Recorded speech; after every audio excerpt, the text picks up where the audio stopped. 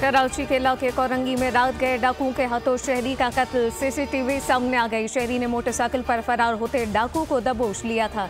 काफी देर तक खींचातानी जारी रही, कोई शहरी मदद को नहीं आया। आखिरकार डाकू ने शहरी को गोली मार दी और फरार हो गया।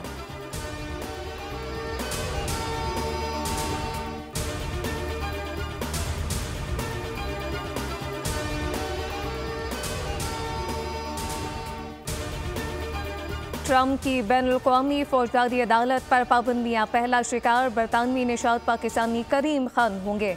सदर ट्रंप ने एग्जीक्यूटिव ऑर्डर पर दस्तखत कर दिए। पाबंदी का शिकार अफराद के अमरीका में मौजूद असासे मुंजमद किए जाएंगे। आलमी अदालत की तहकीकात में शामिल अमले और इनके अहल खाना पर मालियाती और वीज़ा पाबंदियां आयद होंगी। इंटरनेशनल क्रिमिनल कोर्ट ने अमरीकी पाबंदियों की मजम्मत करते हुए ऐलान किया कि वो अपने एहलकारों का दिफा करेगी।